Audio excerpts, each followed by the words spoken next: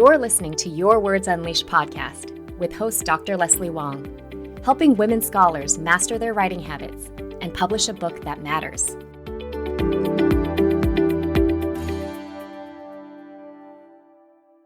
Thanks so much for joining me. Today, I'm going to be talking about one of the biggest challenges that first-time scholarly book authors face, which is maintaining the motivation to write day in and day out. You can find the full transcript of this episode at yourwordsunleashed.com/2. So when the semester is going full force, writing is often the first thing to drop off your to-do list. And then when summers and holidays finally arrive, you just want to rest and recharge and not think about work at all, which is completely justified and utterly necessary for a healthy life.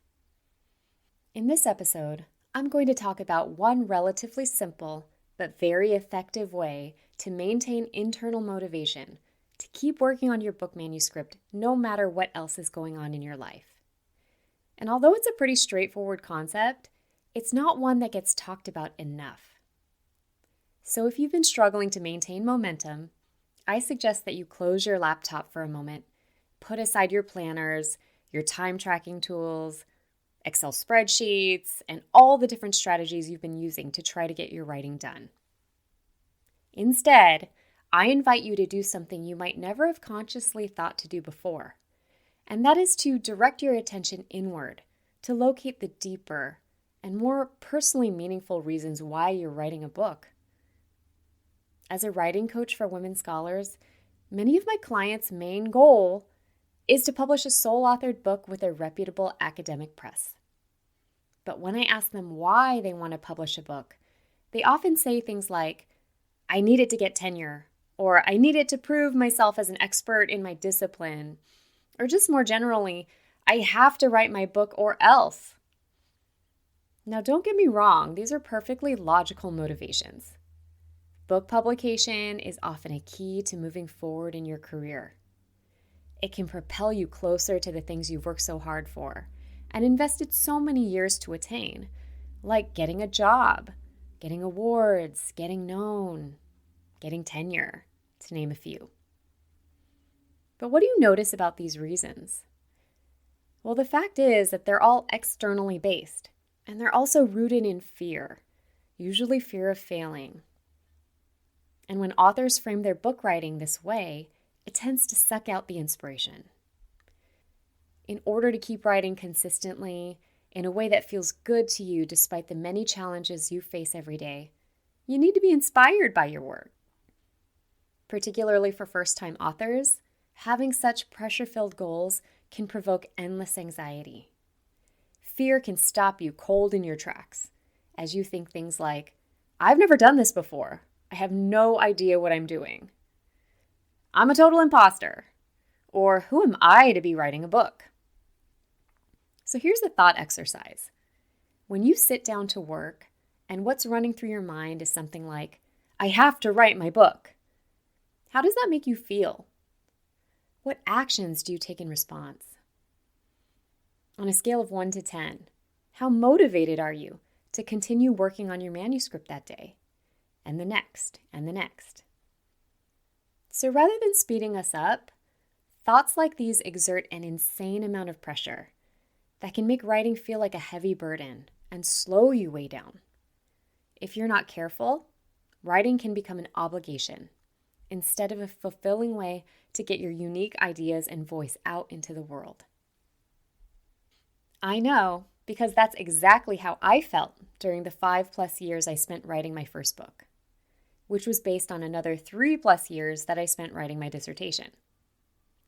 Looking back, trying to motivate myself to publish a book for external career-related reasons wasn't very rewarding to me, and actually made it even more difficult to maintain momentum. I wasted huge amounts of time sitting at my computer worrying endlessly.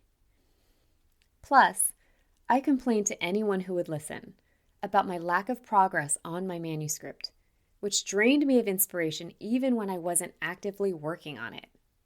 What a waste of energy. My point here is that the language we use to think about our goals is integral to staying motivated. The reason I was able to write my second book relatively quickly, while enjoying the process a lot more, was that my goal shifted from I have to write a book to prove myself to I want to write a book that teaches the world about something that means a lot to me. Do you hear the difference? My purpose shifted from something external to something internal, which greatly increased my engagement with my writing.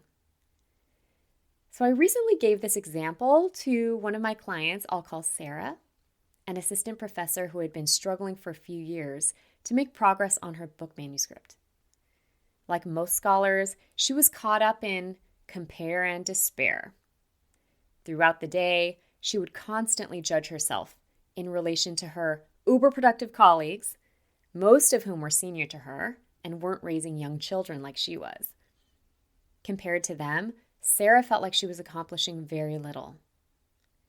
And this thought pattern caused a downward spiral, provoking deep anxiety and triggering insecurities that led her to avoid working on her book altogether. For her, each day felt like wading through landmines, because even things like emails from her department congratulating colleagues on their latest achievements made her feel ashamed of herself. The most ironic thing was that Sarah was actually extremely productive.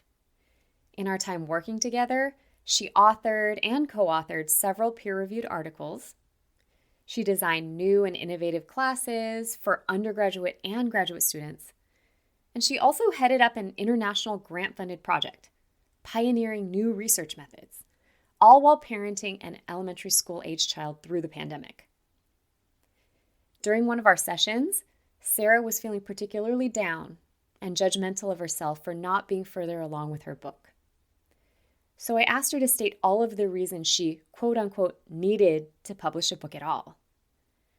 She quickly rattled off a list of familiar-sounding things like, I need it to ensure my tenure case. I need it so that my colleagues will think highly of me. And I need it so that my discipline will take me seriously. As she was speaking, her breathing got shallower and her body became visibly more tense, to the point where her shoulders started to hunch up towards her ears. It was clear that none of these external motivations felt good to her. And in fact, they were keeping her small and defensive. Can you imagine trying to write and express your full creativity from a place of self-preservation? No wonder she shut down every time she tried to work on her manuscript. Instead, I asked Sarah what she found most inspiring about her project. She thought for a moment, took a deep breath, and then answered, I want to write a book that helps junior scholars understand the beauty of mixed methods. And I want this book to help them feel empowered to use them in their own research, even if they're not experts. And as she said this, her shoulders automatically relaxed, and her eyes became softer and more wistful. Connecting to her own internal passion for this topic immediately shifted Sarah's energy from that of worry and fear to curiosity and wonder. Being in this more open mindset allowed her to get restarted on her project with enthusiasm and confidence in her own unique contribution, rather than with the sense of dread that can emerge from self-judgment and social comparison. Ultimately, maintaining motivation with your writing comes from being aligned with your own priorities and values, which I'll talk a lot more about on future episodes. The main takeaway is that writing flows more easily when you continually remind yourself of the reasons why this work matters to you. So I invite you to take a moment and reflect. What is it about the topics, the people, or the processes you study that you find most compelling? What got you into this research in the first place? And how do you want the world to be different or better as a result of your ideas? Jot your answers down on a Post-it note and stick it on your computer.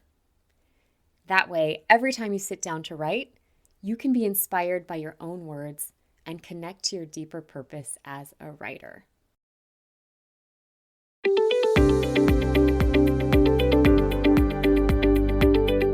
Thanks for tuning in to Your Words Unleashed podcast. If you enjoyed this episode, please share it with other writers or leave a rating and review. To find the full transcript and catch all the latest from me, check out my website, yourwordsunleashed.com. I'll talk to you next time. Happy writing!